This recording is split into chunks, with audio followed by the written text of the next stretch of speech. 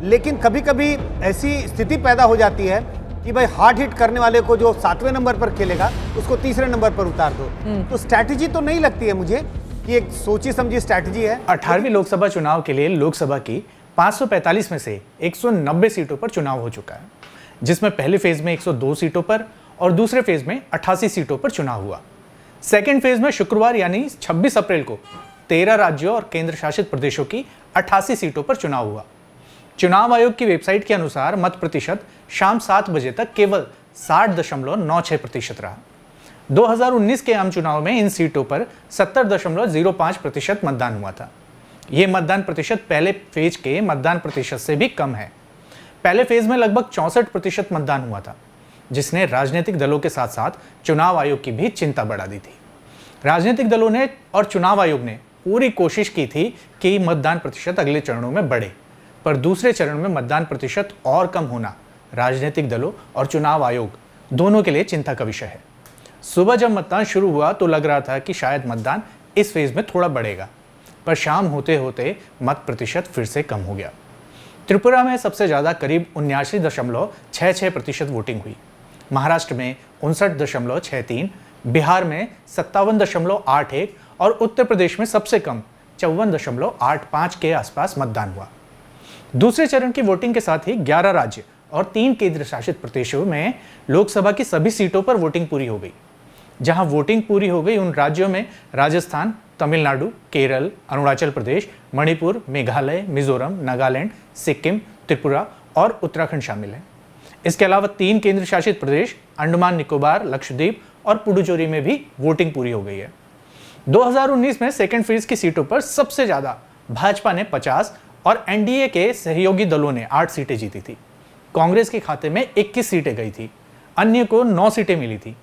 लोकसभा चुनाव के इस दूसरे फेज में लोकसभा अध्यक्ष ओम बिरला, 5 केंद्रीय मंत्री जिनमें तिरुवनंतपुरम से राजीव चंद्रशेखर, जोधपुर से गजेंद्र सिंह शेखावत, बाड़मेर से कैलाश चौधरी, टीकमगढ़ से वीरेंद्र कुमार और बेंगलुरु नॉर्थ से शोभा करंदलाजे, 2 पूर्व मुख्यमंत्री, छत्तीसगढ़ के पूर्व मुख्यमंत्री भूपेश बघेल जो राजनांदगांव से मैदान में है और कर्नाटका के पूर्व मुख्यमंत्री एसडी कुमारस्वामी जो मांड्या से मैदान में है। इसके अलावा 3 फिल्मी कलाकार, मथुरा से हेमा मालिनी, मेरठ से रामायण सीरियल में राम का किरदार निभा चुके अरुण गोविल और त्रिशूर के साउथ के स्टार सुरेश गोपी मैदान में थे। इसके अलावा बात करें तो कांग्रेस के पूर्व अध्यक्ष राहुल गांधी वायनाड सीट से, कांग्रेस के ही शशि थरूर तिरुवनंतपुरम सीट से मैदान में हैं।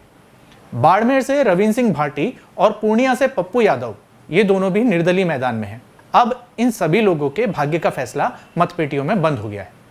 हालांकि पार्टी के कार्यकर्ता कम मतदान की अपने हिसाब से व्याख्या कर रहे हैं और कई कार्यकर्ता भीषण गर्मी को भी कम मतदान की वजह बता रहे हैं। ये हो भी सकता है, पर 2019 में भी वोटिंग का लगभग यही समय था जब भीषण गर्मी पड़ती है, पर तब मतदान प्रतिशत बढ़ा था, लोगों में उत्साह था, जो उत्साह इस बार देखने को नहीं मिल रहा है। बात केवल वोटिंग परसेंटेज की नहीं है, चुनाव प्रचार में भी वो शोर नहीं है। हाँ, कुछ सीटों पर जरूर जोर शोर दिख रहा है, पर उन सीटों पर प्रत्याशी अपनी छवि के जोर पर ही शोर कर पा रहे हैं। उत्तराखंड में ऐसी सीटें टिहरी और गढ़वाल थी। टिहरी से निर्दलीय बॉबी पवार ने और गढ़वाल से कांग्रेस के पूर्व प्रदेश अध्यक्ष गणेश गुर्दियाल काफी चर्चा में रहे। राजस्थान में ऐसा ही कुछ हाल बाड़मेर सीट पर दिखा। यहां निर्दलीय रविंद्र सिंह भाटी ने चुनाव को त्रिकोणी बनाकर राष्ट्रीय पटल पर चुनाव को ला दिया है। पिछली बार कैंडिडेट की जगह मोदी का जादू था, वो जादू कुछ हल्का होता नजर आ रहा है। इस बात को शायद भाजपा हाईकमान भी समझ चुका है और शायद यही कुछ वजह रही कि दूसरे चरण के प्रचार के दौरान प्रधानमंत्री मोदी जी को भी चुनाव आयोग की तरफ से आचार संहिता उल्लंघन का नोटिस मिल गया। नोटिस भाजपा के राष्ट्रीय अध्यक्ष जेपी नड्डा के नाम पर है और पार्टी अध्यक्ष होने के नाते उनसे पार्टी के स्टार प्रचारक नरेंद्र मोदी जी की रैली में उनके द्वारा दिए गए भाषण को लेकर जवाब तलब किया गया है। साथ ही चुनाव आयोग ने बैलेंस बनाने की कोशिश करते हुए राहुल गांधी के खिलाफ भी आचार संहिता उल्लंघन का नोटिस राहुल गांधी के नाम पर न भेजकर भारतीय राष्ट्रीय कांग्रेस के राष्ट्रीय अध्यक्ष मल्लिकार्जुन खड़गे के नाम पर भेजा है। हालांकि इससे पहले इस तरह के नोटिस सीधे उस नेता को ही भेजे गए जिनके खिलाफ शिकायत थी, जिनमें सुप्रिया श्रीनेत और रणदीप सुरजेवाला जैसे नाम थे। ये एक वीडियो आपने जरूर देखा होगा, आइए पहले ये वीडियो देख लेते हैं। देखिए, अगर बीजेपी को 5-6 शब्दों पर रोक लगा दी जाए और बीजेपी के नेताओं से कहा जाए तुम 2 मिनट बोल लो, एक पाकिस्तान, एक मुसलमान, एक आतंकवाद, एक राम और एक धर्म, इन 6 शब्दों पर रोक लगा के बीजेपी के किसी नेता से कहो तुम बोलो, वो मंच से नीचे उतर जाएगा। मैं टाइमर ऑन कर रहा हूं। एक मिनट रुक जाइए। टाइमर ऑन करता हूं, सर। देखिए, अभी इन्होंने एक बात कही टाइमर ऑन कि करूं? इन्होंने, हाँ बिल्कुल करिए, कर इन्होंने दिया। कहा कि इन्होंने भूगोल बदल दिया था। आपने भूगोल, अरे हमारे भारत का ही भूगोल बदल दिया था। किस पार्टी के अधिवेशन में प्रस्ताव पारित करके पाकिस्तान बना था? और मैं युवा पीढ़ी को बताना चाहता हूं, ये वही लखनऊ है, ये वही लखनऊ है जहां 1916 में, अब मैं इससे बता रहा हूं, नहीं मैं जवाब दे रहा हूं, अरे सुनिए ना, देखिए पाकिस्तान अरे भाई मैं आ रहा हूं ना, पाकिस्तान आ गया। अरे सुनिए तो, अब बहुत घबराहट हो रही है। अरे भाई क्रिएटिव आपने किया, पाकिस्तान आ गया। अरे भाई 10 सेकंड में पाकिस्तान आ गया। कहिए कान पकड़ कहिए। अब मैं जवाब, देखिए मैंने डिस्टर्ब नहीं किया था, 10 सेकंड मैंने में डिस्टर्ब नहीं किया पाकिस्तान था, आ गया। मैंने डिस्टर्ब नहीं किया था अखिलेश जी, बस भैया मैंने मेरी बात- डिस्टर्ब नहीं किया मेरी था। बात हो गई। ये वीडियो 2019 के समय का है। आइए एक वीडियो और देखते हैं। पहले जब उनकी सरकार थी उन्होंने कहा था कि देश की संपत्ति पर पहला अधिकार मुसलमानों का है। इसका मतलब ये संपत्ति इकट्ठी करके किसको बांटेंगे? जिनके ज्यादा बच्चे हैं उनको बांटेंगे। घुसपैठियों को बांटेंगे। क्या आपकी मेहनत की कमाई का पैसा घुसपैठियों को दिया जाएगा?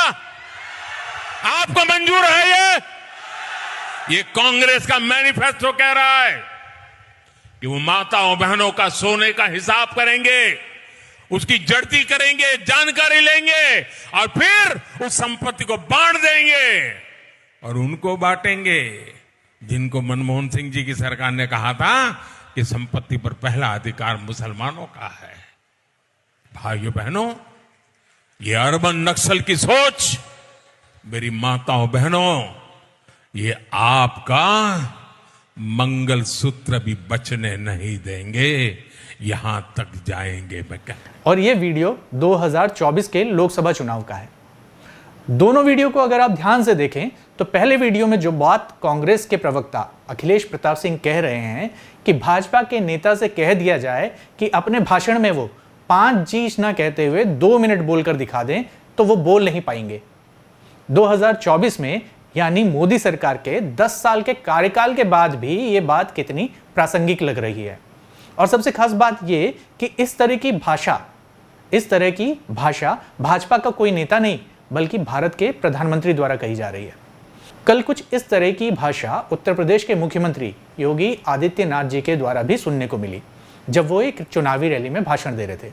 आइए सुनते हैं कि वो क्या कह रहे थे। उन्होंने कहा है अल्पसंख्यकों को उनकी पसंद की खाने की स्वतंत्रता देंगे, यानी वह गौकसी कराने का खुली छूट देंगे। क्या आप गौकसी को छूट देंगे क्या? अरे इन बेशरम लोगों को देखो ना, भारत की आस्था के साथ कैसे खिलवाड़ कर रहे हैं। कह रहे हैं उनको खुली छूट देंगे।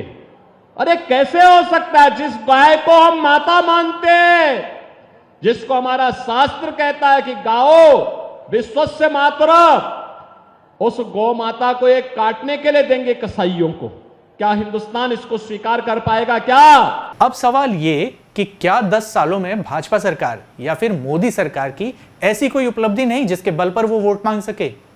ऐसी क्या जरूरत आन पड़ी कि अपनी उपलब्धि की जगह प्रधानमंत्री जी और उत्तर प्रदेश के मुख्यमंत्री को इस तरह की भाषा का उपयोग करना पड़ रहा है जबकि वो उच्च और जिम्मेदार पद पर आसीन है। एक निजी चैनल के कार्यक्रम में चुनाव विश्लेषक संजय कुमार कुछ इस तरीके की भाषा पर कहते हैं कि जिस तरह से क्रिकेट में बैटिंग ऑर्डर होता है, यानी कि एक बैट्समैन की बैटिंग करने आने के बाद क्रम होता है कि पहले ये बैट्समैन आएगा और फिर दूसरा बैट्समैन आएगा, उसके बाद तीसरा बैट्समैन आएगा।